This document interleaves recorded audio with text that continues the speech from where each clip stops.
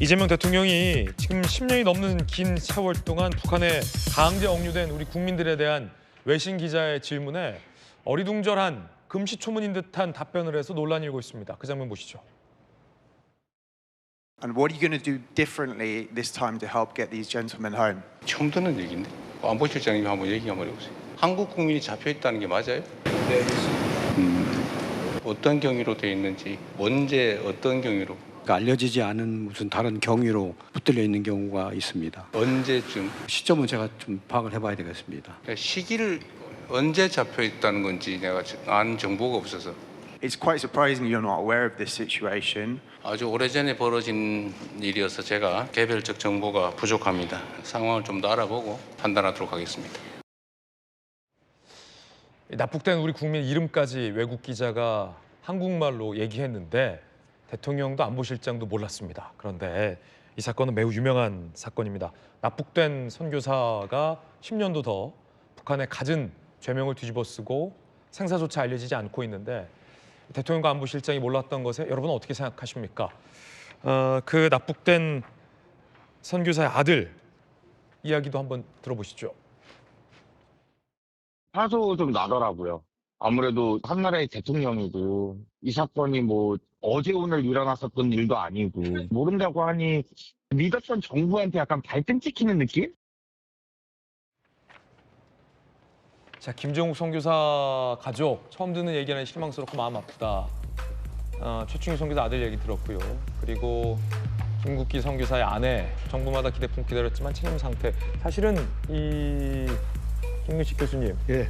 갑작스럽게 또 외국 기자가 이렇게 좀 서툰 한국말로 얘기하면 또 여러 가지 국정에 대해서 신경을 썼던 대통령이나 안보실장 입장에서는 갑작스러운 이름을 들었을 때 아시던 것도 생각이 안 날 수도 있을 텐데, 근데 뭐 저야 뭐 워낙 북한 취재를 오래 했고 북한 인권에 관심이 많으니까 김정기 선교사의 이름을 잊을 수가 없죠. 2013년이었던가요? 북한에 억류돼서 생사조차 모르는데 혹시 대통령이 아예 이 사실에 대해서 모르시지 않았겠죠?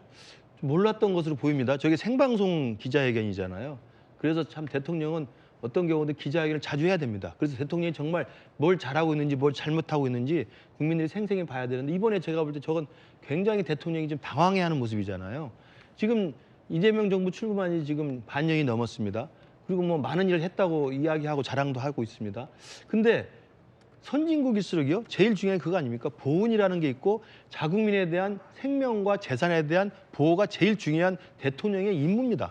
그게 헌법상에 저는 그 선서에도 나오는 거라고 생각을 합니다. 그렇기 때문에 이미 북에 억류돼서 이 노동교양을 받고 보도가 된 사람들입니다. 저분들은. 우리 김진 앵커만 아시는 게 아니라 이미 여러 가지 시민단체에서 문제 제기하고 또 이만갑에서도 나온 걸로 저는 기억합니다. 예. 그렇기 때문에 많은 국민들이 알고 있어요. 2013년부터 한 17년 사이에 정말 많은 우리 선교사나 아니면 구호활동 하던 분들이 북한에 죄 없이 잡혀가지고 지금 교화형을 받던 우리나라는 징역형을 받고 있거든요. 그냥 무기징역 살고 있는 거예요. 그래서 우리 정부가 여러 번 문제 제기도 하고 석방을 요구한 적도 있어요. 실제로 문재인 정부 때는 북에 대해서 남북 정상회담의 통로라든지 여러 가지 채널을 통해서 석방해달라고 요청한 적도 있습니다. 근데 지금 문재인 정부를 이어받는다는 이재명 정부가, 이재명 대통령이, 그리고 옆에 있는 안보실장이 모르고 있는 거잖아요. 정말 이게 선진국 대한민국이 우리 국민 한 명 한 명의 생명에 대해서 이렇게 무관심할 수 있나? 저는 분통 터질 일이라고 생각합니다. 이 사실 북한에 대해서 이재명 대통령이 굉장히 뭐랄까 짠한 마음이 있잖아요. 대화도 못하고 뭐 이런 것에 대해서 그래서 대북 확성기나 아니면 대북 방송 이런 것도 지금 대통령의 명령으로 다 지금 중단된 상황인데 이 북한을 뭔가 어떻게 선의의 마음으로 보는 것도 좋긴 한데 사실은 이건 냉정한 팩트잖아요. 그리고 우리 국민들인데 이 북한과의 대화도 좋지만 우리 국민들이 좀 갇혀 있는 것에도 대통령하고 안보실장이 좀 관심을 가져주시면 어떨까 싶은데. 뭐 워낙 그 김진 앵커님이나 김문식 실장님이나 북한에 대한 전문가 아니시겠어요. 그래서 늘 그런 상황에 대해서 인식하고 있고 이름도 외우고 계시고 그런데 대통령으로서 저렇게 기억을 못했다는 거는 뭐 본인이 인정한 거나 마찬가지잖아요. 내가 잘 모르고 있다. 그래서 네. 안보실장한테 물어봤고 그래서 그런 상황이었습니다. 그러니까 전 태도가 저게 중요하다. 자기 실수는 실수대로 인정을 하고 그다음에 어떻게 처리하겠다는 얘기를 하잖아요. 그런데 문제는 그동안 윤석열 정부에서 인권위원회에 대해서 재가입했고 6년 만에 그러면서 이런 건들에 대해서는 그 장관 주도로 조직을 만들었지만 한 번도 진행이 안 됐어요. 그냥 허율적인 조직만 만든 거죠. 근데 그 사이에서 가장 문제는 남북 관계가 안 좋아졌잖아요. 심지어 무인기 보내서 외란을 일으키려고 이런 상황에서 그런 남북 관계가 돼야지 이런 문제를 해결하지 않겠어요?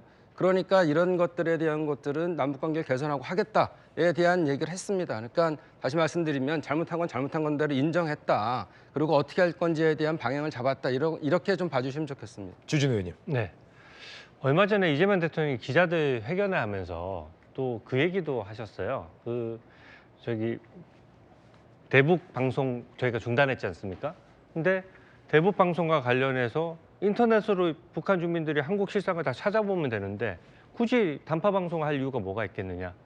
이게 사실은 정말 황당할 정도로 북한에 대한 인식이 너무 좀 한쪽으로 치우쳐 있는 거거든요. 북한 주민의 99.9%가 아예 인터넷에 접속이 안 돼요. 그리고 한국 드라마 봤다는 이유로 총살을 당하는 나라입니다. 그런데 인터넷 찾아보고 한국 실상을 알 수 있는데 왜 대북 방송을 하냐. 이런 발상 자체가 지금 이렇게 무지하고 있다는 것을 반증하는 것이고요.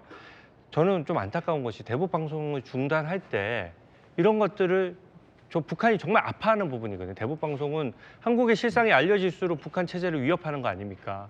굉장히 전략적인 무기인데 그걸 포기하면서 저 인권 문제를 얘기하고 억류된 국민들을 좀 풀어주는 협상을 했으면 어땠을까? 지금 이재명 정부의 정책은 무조건 우리가 조건 없이 잘해주면은 북한도 언젠가 호응할 것이다. 근데 안보나 외교 문제는 그렇게 풀 수는 없는 거거든요. 저기 있는 세 분은 심지어 북한에 있다가 잡혀간 것도 아니고요. 중국 접견 지역에 멀쩡히 있다가 납치된 거예요. 그리고 실질적으로 돼 있으면서 노동교화형이라고 해서 엄청난 우리 아오지 탄광 얘기하잖아요. 그런 데서 엄청나게 인권을 침해받고 있고 영사 접견권 보장 안 되죠. 그리고 가족하고도 편지 한 장 못 주고받습니다.